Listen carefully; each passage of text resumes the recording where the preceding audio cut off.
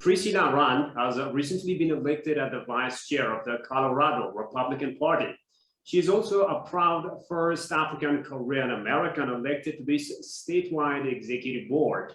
And I'm going to spend some time with her talking about American policy toward Africa and other current issues unfolding here in Ethiopia in this edition of Addis Dialogue. With it, I'm Shiparalako, and you stay with us. Priscilla, thank you so much for making the time to talk to me. It's my pleasure to be here to talk about such an important issue. Absolutely. Now, you, as I said in my intro, you are African American. You're also Korean American with multilingual, multicultural background. Now, you are serving your country as the vice chair of the Colorado Republican Party. So I want to start off our discussion by asking your views about Biden's policy toward Africa. Many say that America's current policy on Africa is not only failing, but also pushing the USA out of the continent. What are some of your observations in this regard? Well, some of my observations is that Africa has not been a high priority for the USA, and updates to our policies have to be sped up. It's been way too slow, in my opinion. We have a new administration that's less than a year old, and so there's an opportunity here for our policies towards Africa to be updated. We need to take a fresh look at our relationship with African countries because there are new challenges for us to consider.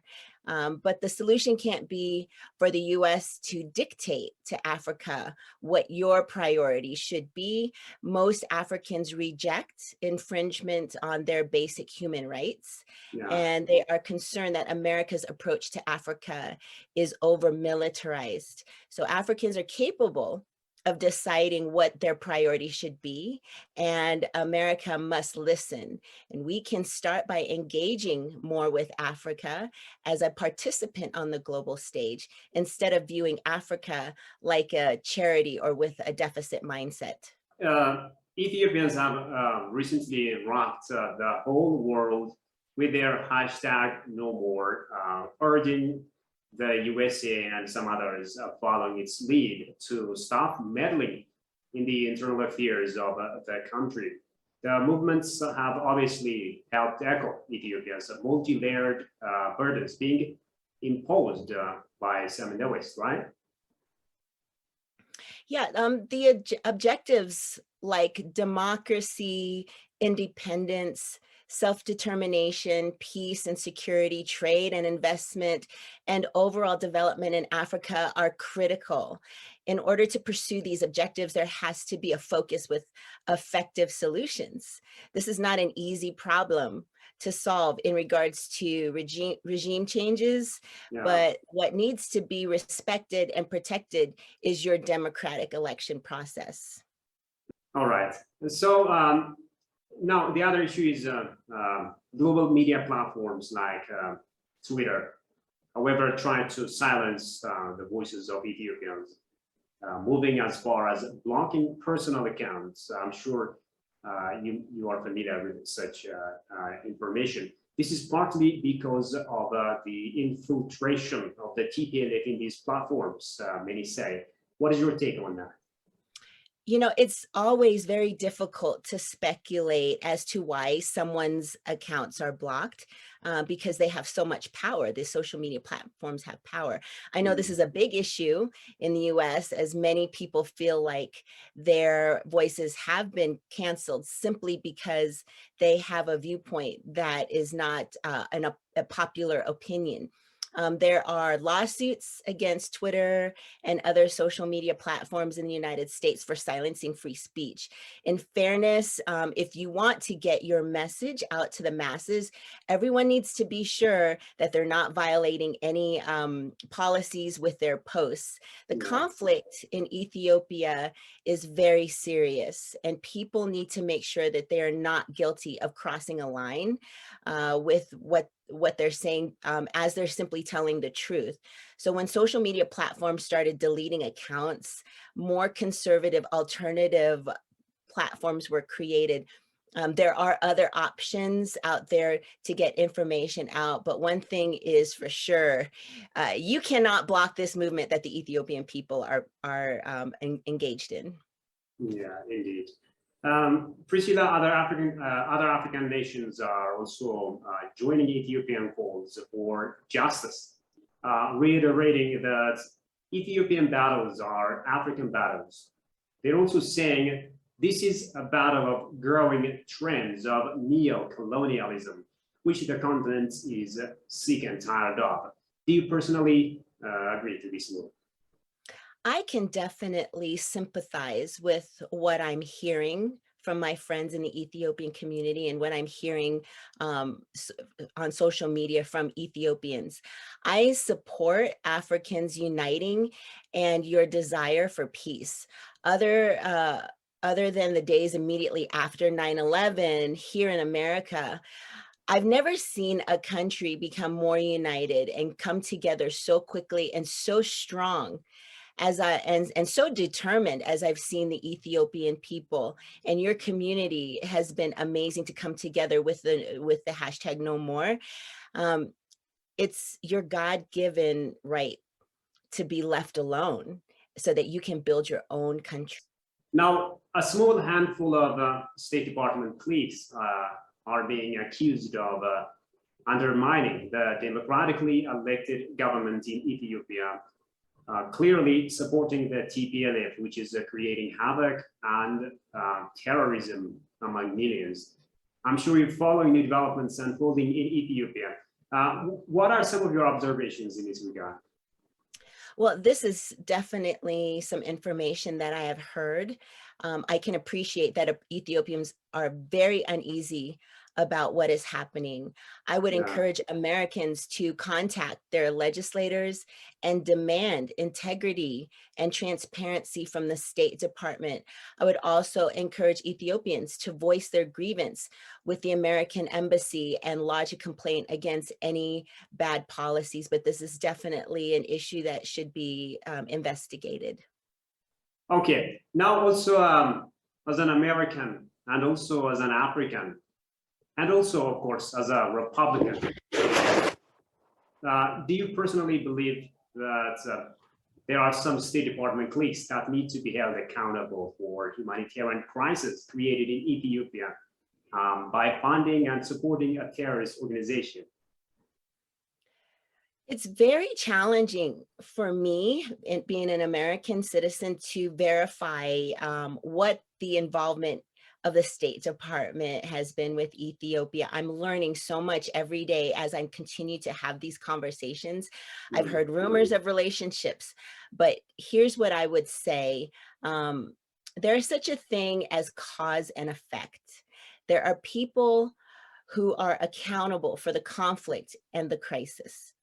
There are an entire generation of Ethiopians who were young children when the conflict started, but now they have the burden of solving the crisis that they didn't start. I think the solution going forward must be clear and organized. Ethiopia just elected a new prime minister in a free and fair election. You must support and expect transparency and transparent relationships and trustworthy relationships with not just America, but with other countries. You know what is in the best interest of your people. So make your expectations known and use every peaceful and diplomatic tool that you can in order to build a strong government. Okay. Let's also talk about the relationship between the United States of America and the continent of Africa. Many say the US will miss a historic opportunity to participate and build a mutually beneficial relationship between Africa and America. If it continues this tempo, what it is doing right now, what is your take on that? Well, I share your concern.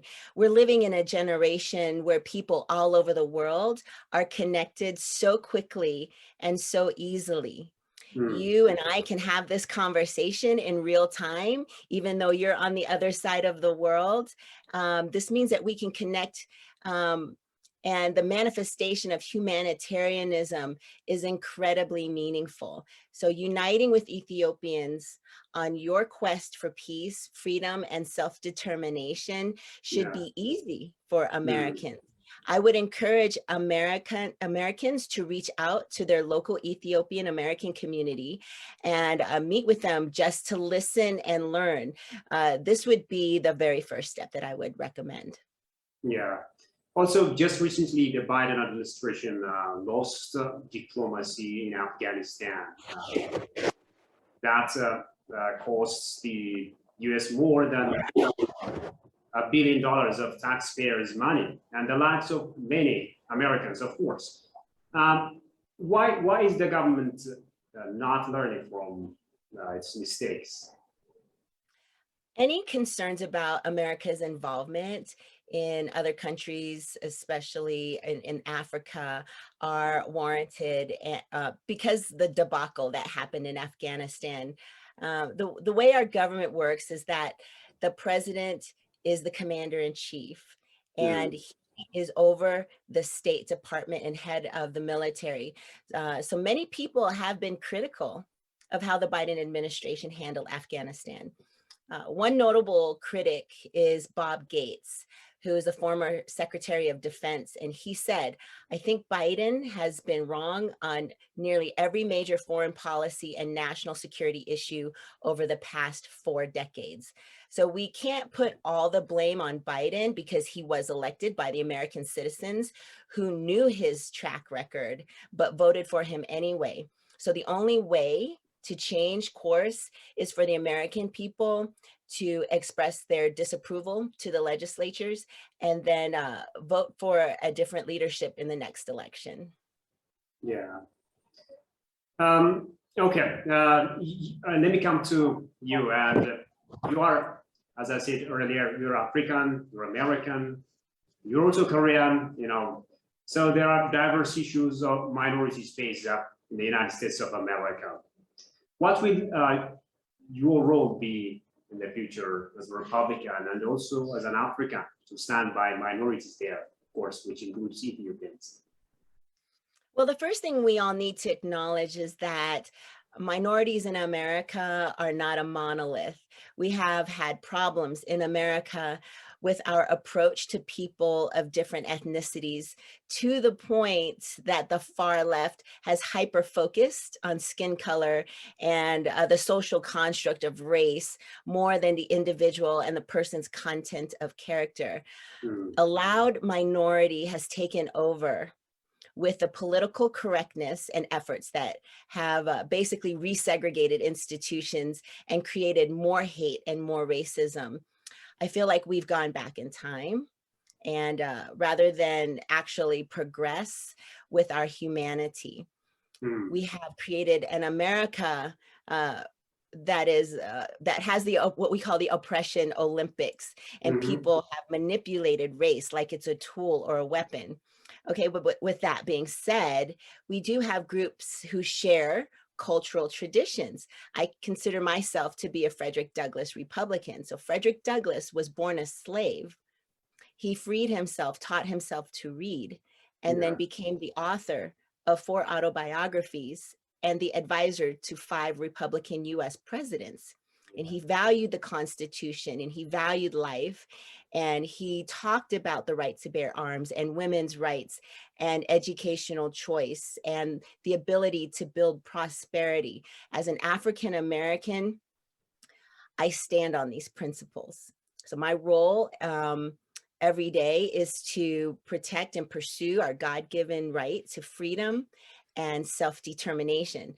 I want to live in a world that Dr. Martin Luther King Jr. talked about, where we can be judged on the content of our character and not the color of our skin, where we live in a world where little Black boys and Black girls can hold hands with little white girls and white boys as brothers and sisters. So I'd love to see a world where we are judged that way and where we can have peace and Mm. share our humanity with each other. Indeed. Priscilla, thank you so much, and I wish you success in your career. Thank you. Same to you. Thank you. Thanks a lot. Well, dear viewers, with that, we come to the end of today's program, and many thanks for staying tuned so far. Until I see you next time with another program, it's goodbye from me, Shwara. Bye-bye.